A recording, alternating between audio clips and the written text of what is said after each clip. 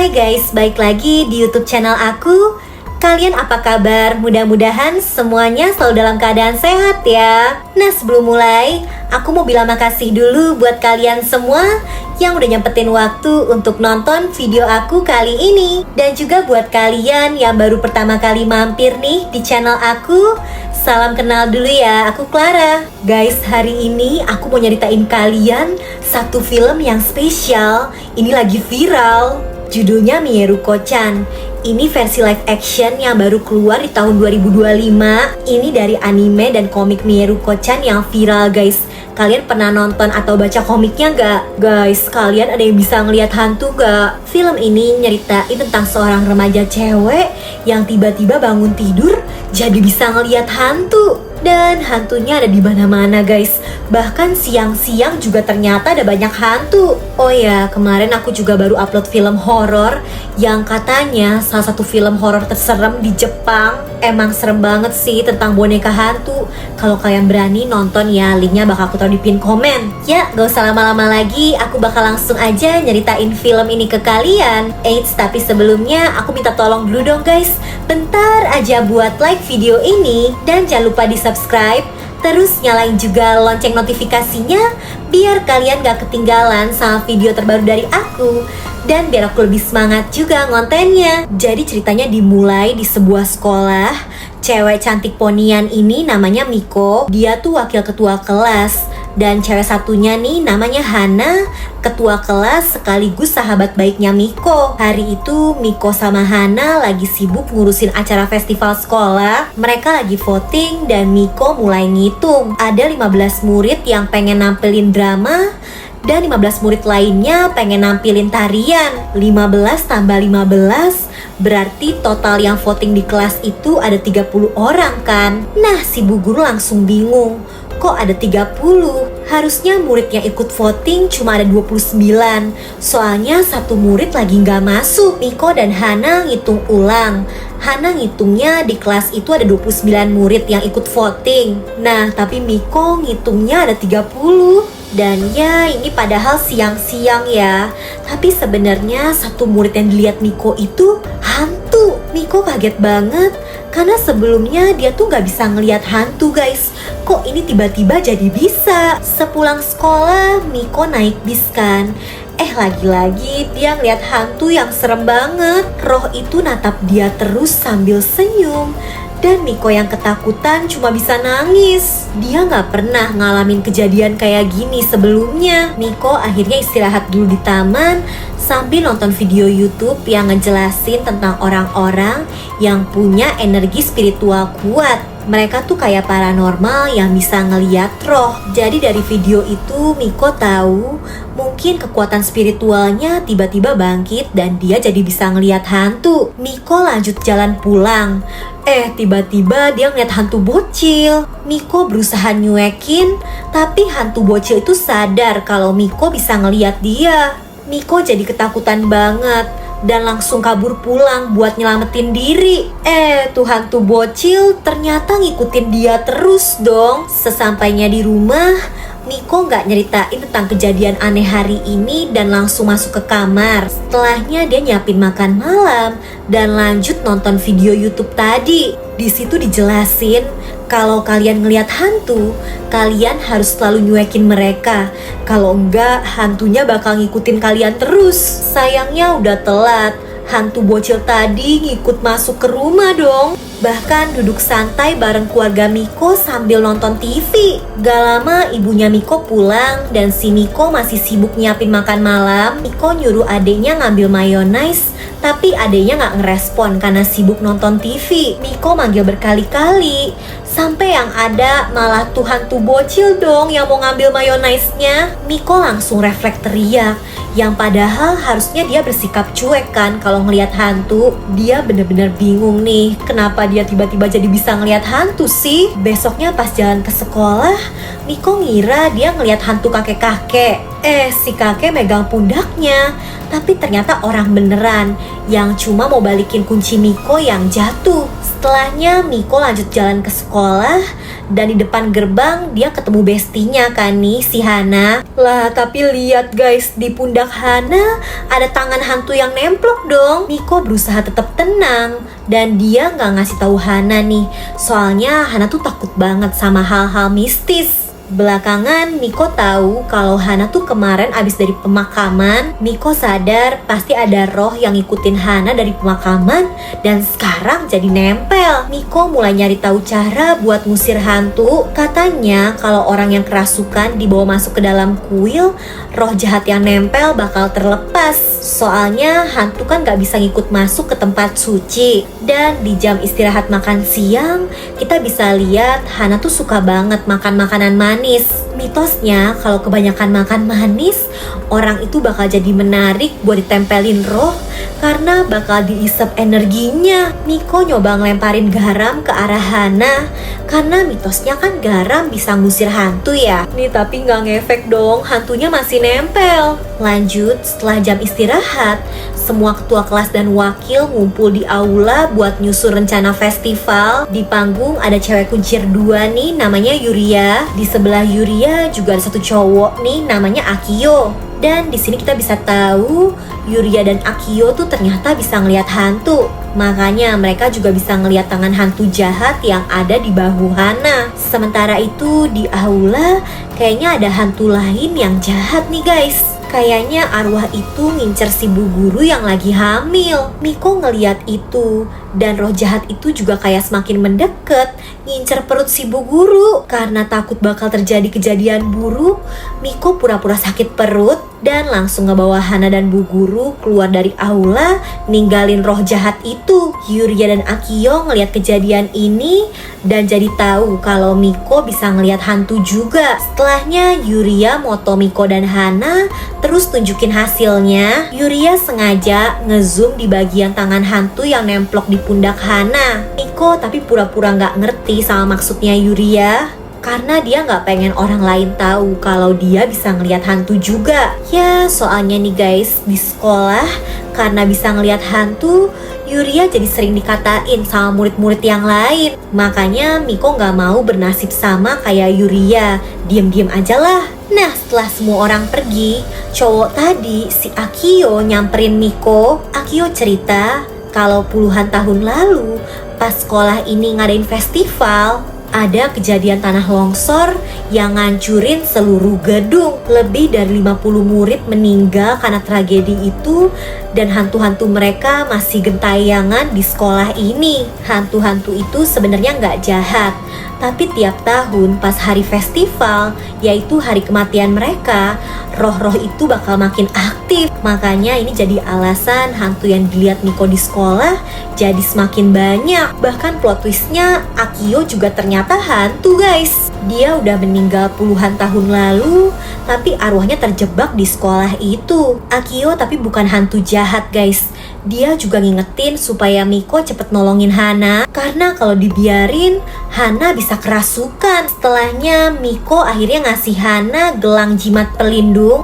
Baru dipakai, jimatnya langsung rusak berkeping-keping. Miko langsung tahu ini yang nempel di Hana tuh roh jahat. Bahkan sekarang tangan hantunya udah nyampe ke perut Hana. Efek ketempelan hantu bikin Hana ngidam pengen makan makanan manis mulu kan. Miko yang ngejar Hana jadi kebetulan ngelihat ada cahaya putih terang dari dalam kuil. Miko langsung narik Hana buat masuk ke dalam kuil. Dua cewek ini berdoa dan Miko ngeliat beneran guys, itu hantu wanita yang sebelumnya nempelin Hana cuma bisa berdiri di depan gerbang kuil, gak bisa masuk. Hana akhirnya terbebas dari ketempelan hantu. Dan besoknya di aula, persiapan menjelang festival lanjut terus. Yuria dan Akio sadar roh jahat yang nempel di Hana udah hilang. Yuria yang penasaran pura-pura ngajak Miko dan Hana ke gedung tua sekolah. Katanya mau ngambil bahan-bahan buat dipakai festival kan. Suasananya bikin merinding. Dan di dalam ternyata memang ada dua hantu. Satu hantu anak kecil dan satunya hantu pria dewasa. Yuria langsung aja nanya ke Miko gimana caranya dia bisa ngelepasin hantu yang nempelin Hana. Yuria ternyata pengen jadi pengusir hantu guys, tapi selalu gagal. Hana yang takut hantu jadi makin takut. Karena ini dari tadi Yuria dan Miko ngebahas hantu mulu kan. Dan mereka kelihatan bisa ngeliat sesuatu yang Hana nggak bisa lihat. Hana langsung lari kabur dan Miko nyusul. Di luar tapi orang-orang rame karena si bu guru ternyata mau ngelahirin. Di situ Miko panik karena dia ngeliat ada tangan-tangan gaib yang megangin perut si bu guru. Nah tapi Akio muncul dan ngejelasin kalau itu bukan tangan-tangan jahat, tapi mungkin tangan malaikat pelindung. Nah besoknya jadi ada guru baru yang ngegantiin ngajar mereka kan. Namanya Pak Tono. Pak Tono ini pemalu dan kaku banget, susah ngomong sama murid-murid. Dan Miko sadar sebenarnya ada roh jahat yang nempelin Pak Tono. Dan roh jahat itu udah ngikutin Pak Tono dari lama banget. Habis kelas, Hana yang ketua kelas dan Miko yang wakilnya bicara sama Pak Guru kan. Duh, Miko gelisah banget lah ngeliat tuh hantu yang nemplok di Pak Tono. Nah hari itu kelas Miko ditugasin bikin rumah hantu buat festival. Pas semua lagi diskusi ide, ada roh cowok yang mulai keluyuran di ruangan dan ngeliatin Miko. Miko inget kata Akio kalau hantu-hantu sekolah bakal lebih aktif mendekati hari festival. Bener, pas lagi bantu persiapan rumah hantu, Miko ngeliat ada banyak banget hantu yang berkeliaran. Ini sih hantu-hantu asli lebih serem dari rumah hantunya. Dia tapi berusaha tetap cuek, pura-pura gak ngeliat. Nah gawatnya nih guys, karena Hana ketua kelas, dia jadi sering banget ngobrol sama Pak Tono kan. Miko jadi khawatir karena kelihatannya hantu jahat yang nemplok di Pak Tono gak seneng. Bener aja, tuh hantu natap langsung ke Hana seolah cemburu. Miko semakin takut, ini sih bakal lebih parah dari hantu tangan. Setelahnya murid-murid mau foto kan buat kenang-kenangan sama hasil dekorasi mereka. Hana di situ udah kelihatan lemes banget. Dan bener aja, dari fotonya Miko bisa ngeliat kalau tuh hantu udah sepenuhnya nemplok di Hana. Padahal hari udah gelap, tapi Miko langsung cepet-cepet ngebawa Hana ke kuil lagi. Hana yang kerasukan kayak nolak gak mau, tapi Miko tetap maksa kan. Roh jahatnya tapi bener-bener kuat, gak mau lepas dari Hana. Balik ke rumah, Miko jadi sedih banget. Dia bingung kenapa urusan hantu tiba-tiba jadi rumit gini sih. Malah tuh hantu bocil masih gentayangan di rumahnya. Lanjut, keesokan harinya kalian perhatiin nih ya. Ayahnya Miko terus-terusan ngajak dia ngomong, tapi Miko kelihatan cuek seolah si ayah gak ada di situ. Hayo, kenapa coba ini? Kalian bisa tebak gak? Hari itu Hana gak masuk sekolah dan gak bisa dihubungin. Miko yang punya firasat buruk langsung nelpon ibunya Hana dan dikabarin kalau Hana tiba-tiba koma guys. Dokter aja gak tahu apa penyakitnya Hana. Dan ya emang bukan penyakit sih, tapi ketempelan hantu. Miko langsung nemuin Yuria dan Akio dan nunjukin hantu yang nempel di Pak Tono. Nah di Jepang tuh ada kepercayaan kalau seseorang, terutama cewek, cinta banget sama seseorang sampai cemburu buta pas orang itu deket sama cewek lain.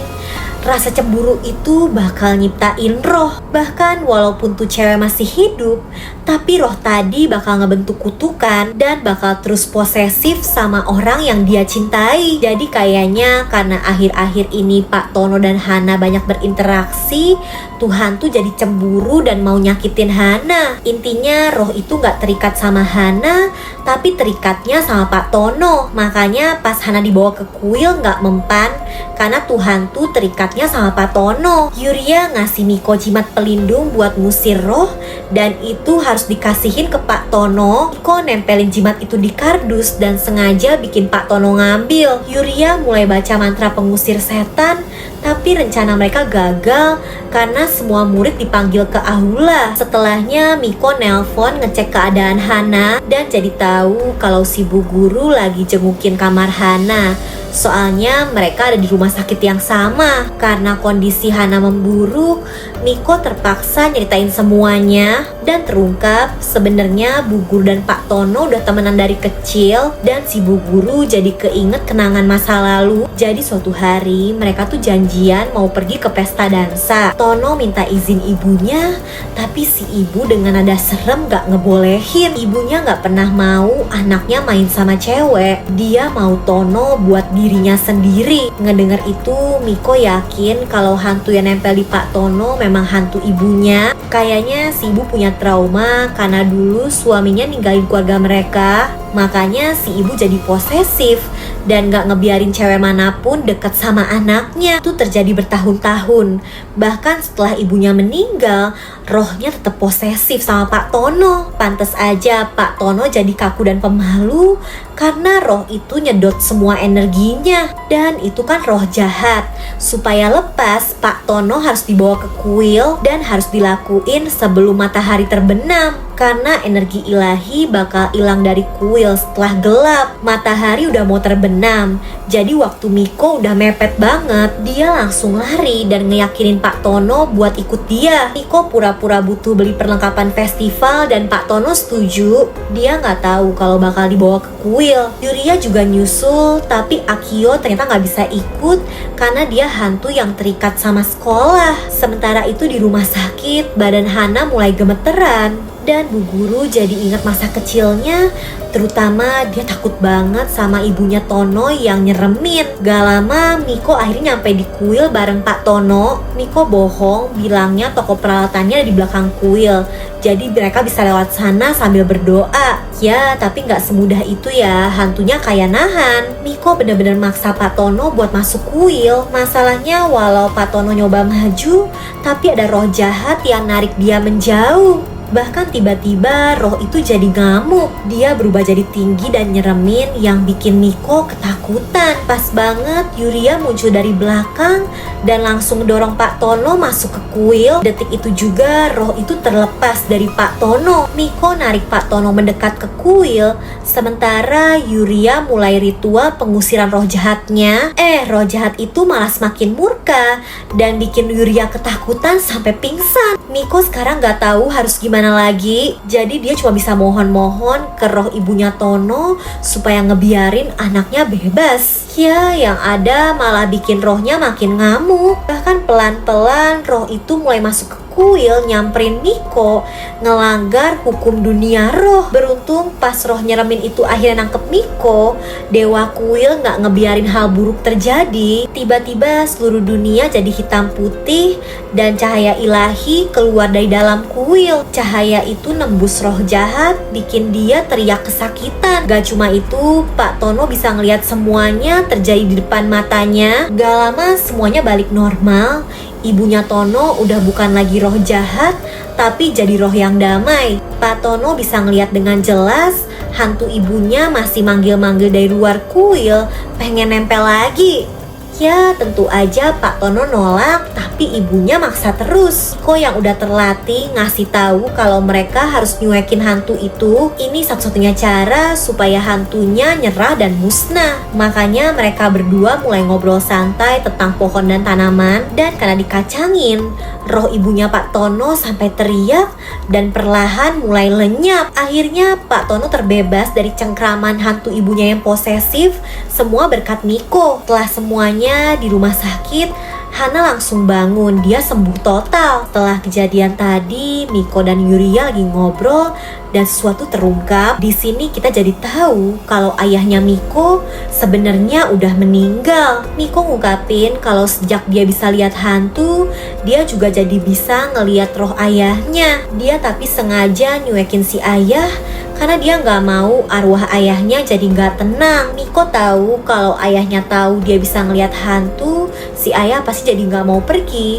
Dan itu bukan sesuatu yang Miko harapin. Besoknya festival digelar dan semuanya berjalan sempurna. Miko sama Hana kumpul lagi, semua orang senang-senang. Dan di akhir festival, kejadian aneh terjadi. Tiba-tiba banyak murid yang menghilang dari sekolah. Kalau kalian perhatiin, murid-murid cowok yang selama ini berkeliaran di sekolah sebenarnya semuanya hantu. Soalnya sekolah itu sekarang jadi sekolah khusus putri kan. Puluhan tahun lalu sekolah itu khusus laki-laki dan Akio ketua OSISnya. Ya, tapi karena musibah longsor yang nyebabin mereka meninggal, mereka jadi hantu yang selalu muncul mendekati hari peringatan kematian mereka, yaitu hari festival. Dan setelah festival selesai, Akhirnya Akio juga menghilang sebelum pergi, tapi dia bilang ke Yuria dan Miko dia bakal balik lagi tahun depan buat ketemu mereka. Dan ceritanya selesai di situ guys. Gimana menurut kalian? Seru kan? Kalian bisa ngelihat hantu kayak Miko nggak? Atau kalian nggak bisa tapi sebenarnya pengen bisa ngelihat hantu? Aduh, aku sih nggak mau ya, takut. Ya, kalau kalian terhibur nih sama videonya, bantu aku ya dengan like, subscribe, dan nyalain lonceng notifikasi untuk channel ini guys. Selalu komen juga di bawah kalau kalian punya rekomendasi judul film seru lainnya yang pengen aku bahas. Oke deh, kayaknya sih cukup segitu dulu aja ya dari aku. Jaga kesehatan kalian selalu, and I'll see you guys on my next video. Bye-bye!